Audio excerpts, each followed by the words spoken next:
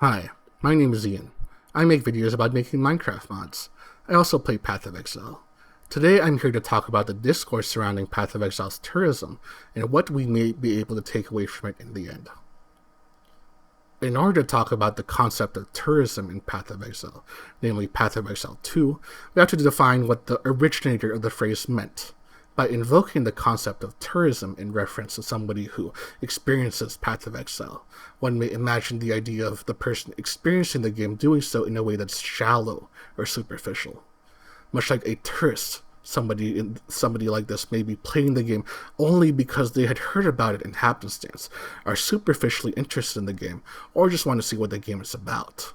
A person like this would therefore have little to no attachment or deeper involvement with the game, aside from their attempts to experience it on a surface level from time to time. The opposite of a tourist in this context would then be somebody who is a native, or somebody who has a deeper connection and investment into the thing being experienced. They have a lived experience, knowing through temporal and practical involvement in the game certain things that a tourist would not know, or have the experience to really back up anything they would say about the game.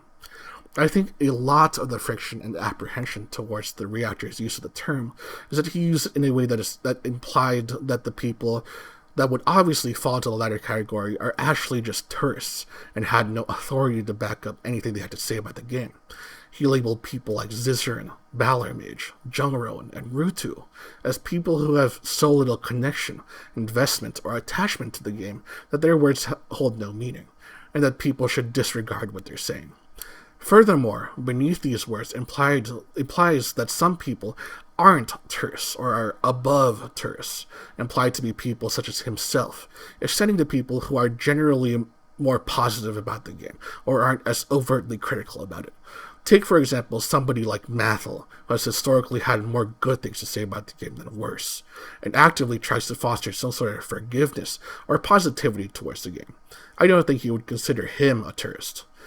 Even though he makes some sort of attempt to say that these people who are criticizing the game have no means to back up their words, it is more apparent that this guy is simply making the people he disagrees with out to be unfairly biased towards the game in a way that would make their feedback less valuable than non-tourists. It is also apparent that in this man's mind, having more good things to say about the game implicitly grants you some authority to speak about the game's pros and cons, whether he is aware or not. To my main point, I believe that this is a result of having a poor balance of emotional commitment to the things that you like and dislike. Some people put too much emotional investment in something and put too much on the line emotionally on whether the thing does well or is received well. To these people, it is often a personal matter whether somebody likes or dislikes something that they themselves like or dislike. How do I know this? I am one of these people. I'm a very emotional person, and I wear a lot of my likes and dislikes proudly wherever I go. I'm immensely passionate about the things I like, and if someone says something disparaging about something I like in my presence, I just explode. Now, am I a tourist? I am inclined to believe that I am not, due to my many hours in both Path of Exile 1 and Path of Exile 2. Am I then the opposite, a native? What investment do I have in the game? Like I mentioned before, I have probably a relatively unhealthy emotional investment in the game. I have gotten into many arguments with my friends regarding the quality of Path of Exile 2. I am willing to forgiving it for things that maybe I shouldn't be.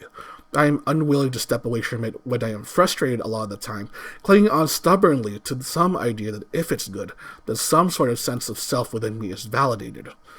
I have invested not only my emotions in Path of Exile 2, but also part of my identity. If Path of Exile 2's reputation is damaged, then it reflects upon myself poorly, as I liked a poor product. In my mind, this is damaging to my perception of myself when it really shouldn't be. This is where it gets unhealthy. I don't really have more things to say aside from that, but if you consider yourself a tourist or a native to Path of Exile, take a step back to note whether what makes you either has anything to do with your identity or sense of self. If so, then perhaps be mindful of what it costs to leave a part of your core identity out so open to be damaged so easily. Many streamers have a large investment in the game that doesn't cost them their identity or soul, And that's how many of them are able to continue without burning up entirely or crashing out on the daily.